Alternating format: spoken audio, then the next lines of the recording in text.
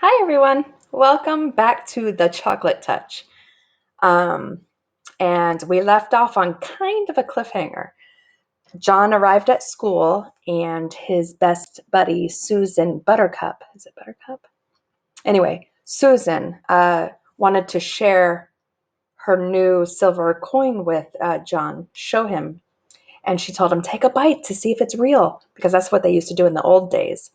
If you had a true silver coin, when you bit it in your teeth and it did not bend, then it was good silver and worth money.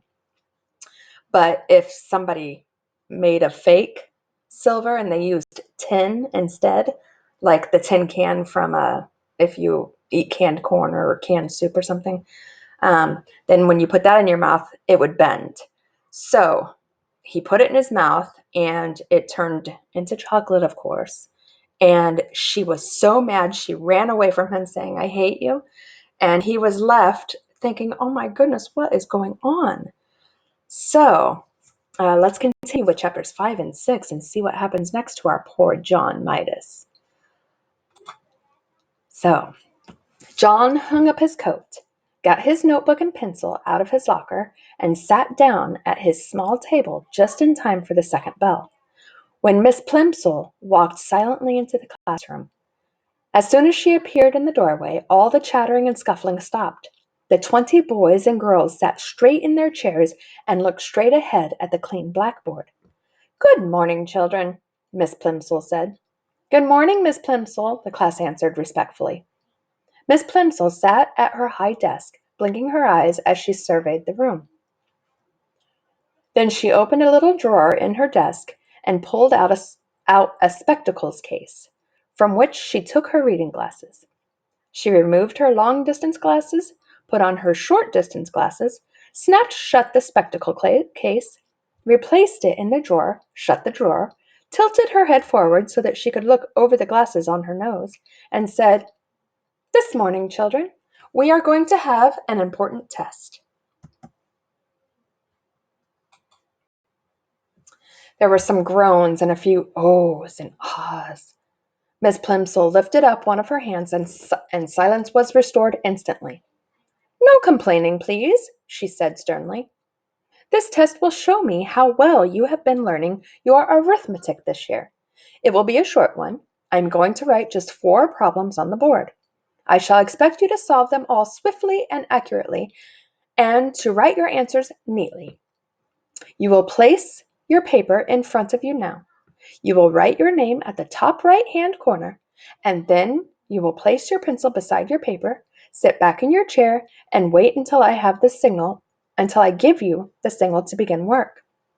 Miss Plimsoll turned to the blackboard and began chalking up the test problems. Test always made John nervous. Besides, his lips were feeling dry and the taste of chocolate was strong in his mouth. He raised his hand. Yes, John, Miss Plimsoll asked.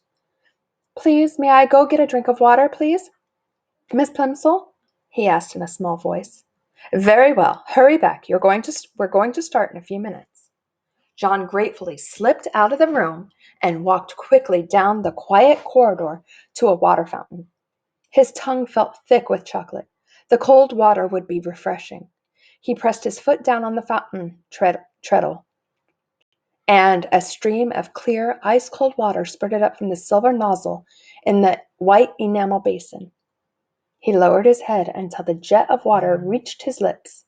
The cold water splashed delightfully against the outside of his mouth. He opened his lips.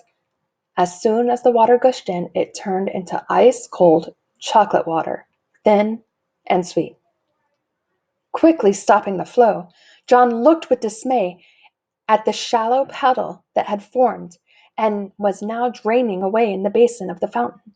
He hurried to another fountain on the second floor of the building. But there the same thing happened. The clear, ice-cold water turned to liquid chocolate in his mouth. When John finally got back to his classroom, all the other pupils were bent over their tables, busily scratching away. Miss Plimsoll looked up from her book as John tiptoed in. She looked at the clock on the wall, looked back at him, and wagged her finger reprovingly. John began on the first of the 4 problems. He was so worried about the chocolate water that he couldn't keep his mind on his work. By the time he was ready to start the fourth problem, the other boys and girls were already putting down their pencils and straightening up and smiling at each other. 2 minutes to go, said Miss Plimsoll. Concentrating hard, John took the end of his pencil between his teeth and began to nibble it. It immediately turned to chocolate. Then he noticed an even more disturbing change. Although he had taken the pencil out of his mouth, as soon as the first piece of chocolate had crumbled off, the pencil was continuing to change to chocolate. The chocolate was slowly but steadily moving down the pencil, replacing the wood and the lead inside, changing it into a chocolate pencil before John's very eyes.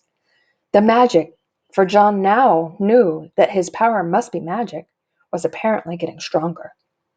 By the time the whole pencil had changed from red, yellow, and black to dark brown, Miss Plimsoll was announcing that only a few seconds remained in which to write down the final answer. Just a minute, John pleaded. Shh, Miss Plimsoll cautioned him, holding a finger up to her mouth.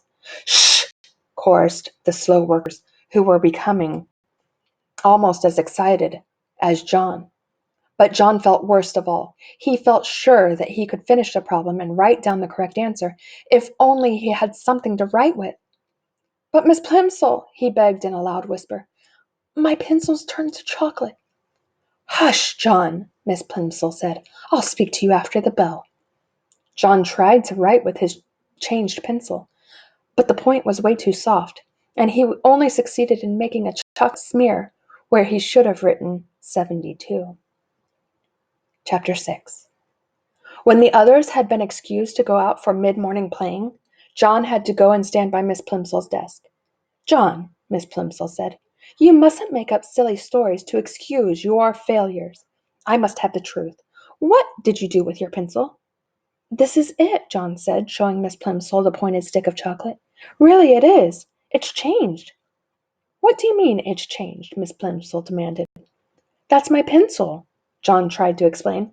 Only it isn't the same anymore. Nothing stays the same today. If I put it into my mouth, the same thing happened when I chewed my gloves. They were chocolate too. John, said Miss Plimsoll slowly, do you feel all right? Yes, thank you, John said. I feel all right, except, he added, I'm getting so thirsty. The water from the water fountain turned to chocolate, and so did the water upstairs. I would like a drink of cold water. Yes, John, Miss Plimsoll said. She suddenly looked pale. You run out and play with the others. I'm going to have a talk with the nurse.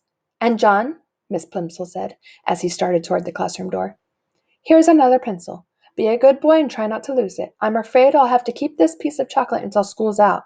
You know we don't allow anyone to eat candy in class. Miss Plimsoll put the slightly chewed chocolate pencil in her desk drawer, and John went out to look for Susan. He found her skipping rope with two girls in his class. John usually scorned skipping rope. He preferred hide and seek, tag, FBI, and spies, kick the can, or any other good, exciting game. Jumping up and down in one place just to avoid being hit by a rope seemed silly to him. But he was sorry for having spoiled Susan's silver dollar, and he was willing to make her sacrifice. Susan, he said. Susan continued to bounce on one foot as her two friends swung the rope, over and under, over and under, over and under her. She didn't seem to notice John. I'll skip with you, he offered. Susan stopped, and the rope was caught by her shins. Let's try doubles backwards, she said, but not to John. She ignored John. You go first, Betty. Ellen, you go second. I'll go last. The one who does it the most times gets the first slice of birthday cake. Susan looked at John, raised her eyebrows, shut her eyes, and stuck out the tip of her pink tongue.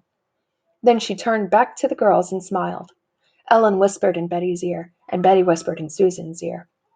And then all three of them looked at John and at each other again and burst out laughing. Oh, Susan, John protested. I didn't mean to do it. The trouble is there's something magic about me today. Everything I put in my mouth turns to chocolate. The girls giggled. You wouldn't like it, said John, who was beginning to feel sorrier for himself than he had ever felt before. I think it's getting worse, he added reproachfully. At first, just the part in my mouth turned to chocolate. But when I nibbled the end of my pencil, the whole pencil changed. Pooh, Susan said. The others hooted with glee. Maybe I'll get sick and die, John warned. Maybe I'll turn to chocolate myself. Then you'll be sorry. I don't believe one word about the chocolate, Susan said. And if it was true, you'd be glad, because all you ever like eating is chocolate. If you don't believe me, John retorted, just you give me that skipping rope and I'll prove it.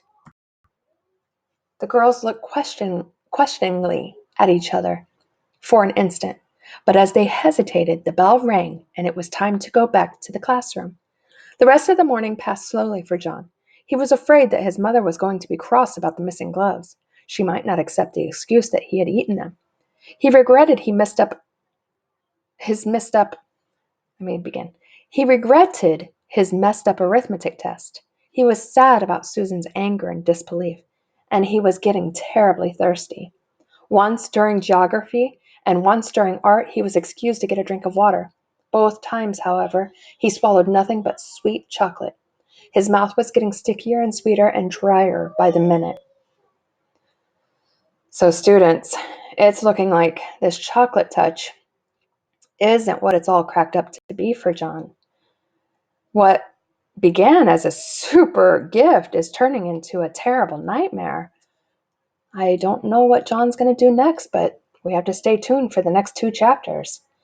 Thanks for reading with me today, and stay tuned for chapters 7 and 8 coming up.